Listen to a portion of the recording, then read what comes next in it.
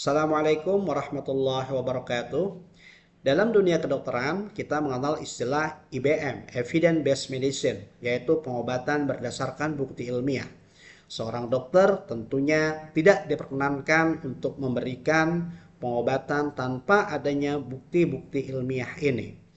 Hierarki evidence based medicine tertinggi dalam dunia kedokteran adalah hasil-hasil riset penelitian berupa meta-analisis dan systematic review yang dituangkan dalam bentuk literatur-literatur kedokteran atau buku ajar yang menjadi rujukan tertinggi di bidang kedokteran.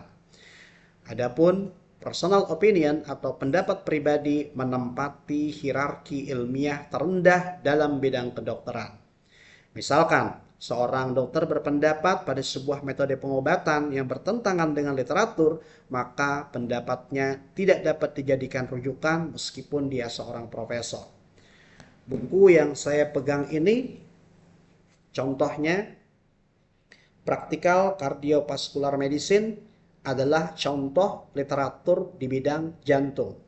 Buku ini selain berbahasa Inggris juga dipenuhi dengan istilah-istilah kedokteran jantung. Seandainya orang Inggris sekalipun yang tidak mendalami ilmu ini tidak akan dapat memahami buku ini dengan baik. Untuk memahami buku ini, selain harus memiliki kemampuan gramatika bahasa Inggris, juga harus memahami cabang-cabang ilmu kedokteran seperti fisiologi, anatomi, biologi molekuler, imunologi, elektrofisiologi, dan lain-lain. Sehingga agak mustahil seandainya buku yang saya pegang ini dapat dipahami oleh orang awam. Buku yang saya pegang ini disebut referensi primer karena ditulis dengan bahasa asli penulisnya.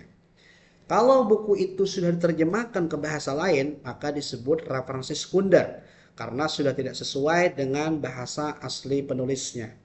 Secara pribadi dan kebanyakan mahasiswa kedokteran sebetulnya lebih menyukai referensi primer daripada buku terjemahan.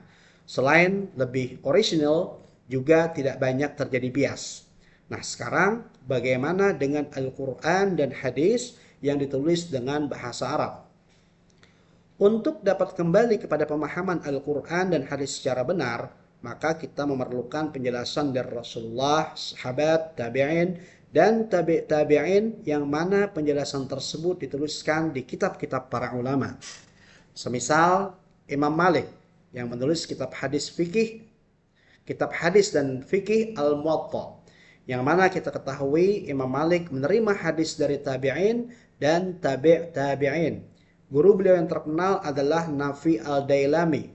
Nafi al-Dailami banyak mengambil ilmu dari sahabat Rasulullah Ibnu Umar, putra Sayyidina Umar bin Khattab radhiyallahu an.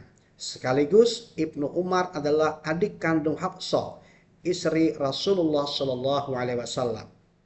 Imam Malik memiliki murid yang terkenal yaitu Imam Syafi'i yang menulis kitab fikih Al-Um.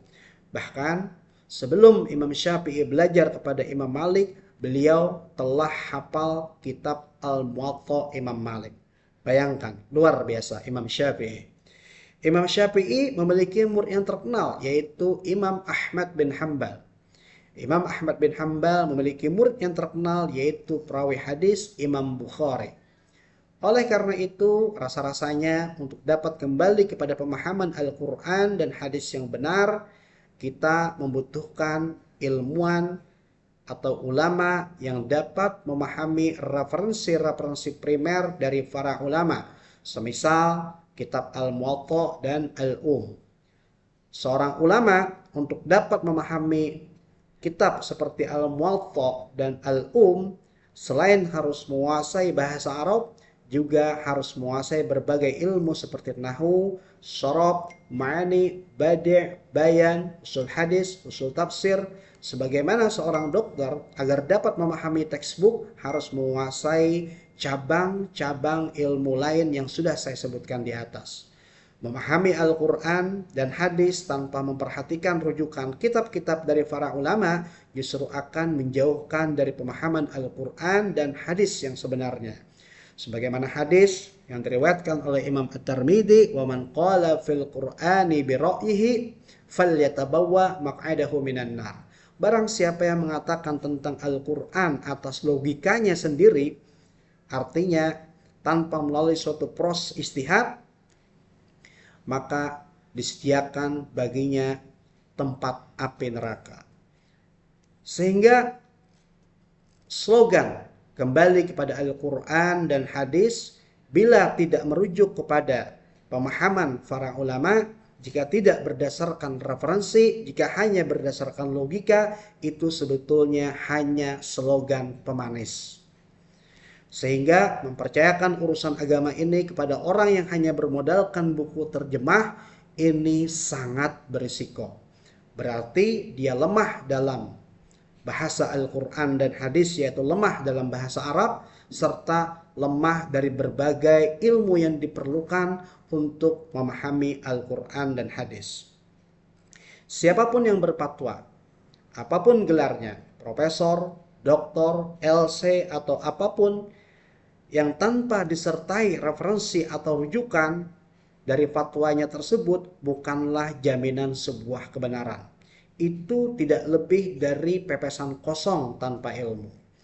Sebagai penutup, Allah berfirman, yarfa'illahu alladhina amanu minkum walladhina utul ilma darajat.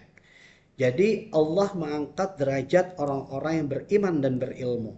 Bagaimana mungkin seorang beriman mampu berwudu sedangkan rukun wudu saja dia tidak faham? Dalam mazhab Syafi'i misalkan, rukun wudu itu ada 6. Wa furudul wudu'i sittatu asya'a, an-niyatu 'inda ghuslil wajhi wa ghuslul wajhi wa ghuslul yadaini ilal mirfaqaini wa mashu ba'dir ra'si wa ghuslur rijlaini ilal ka'baini wa tartibu ala ma dzakarnahu. Jadi dalam mazhab Imam Syafi'i rukun wudu itu ada 6. Yang pertama niat, yang kedua membasuh muka, yang ketiga membasuh kedua tangan sampai siku, yang keempat mengusap sebagian kepala, yang kelima membasuh kedua kaki sampai mata kaki, dan yang keenam tertib atau berurutan sesuai dengan yang telah disebutkan di atas. Kita mengerti rukun wudhu saja itu sudah bagus. Apalagi kita mengetahui dasar Imam Syafi'i menerapkan rukun wudhu berdasarkan Al-Quran misalkan. Ya ayyuhalladzina amanu idza qumtum ilas sholati faghsilu wujuhakum wa aydiyakum ilal marafiqi wamsahu biru'usikum wa arjulakum ilal ka'bain.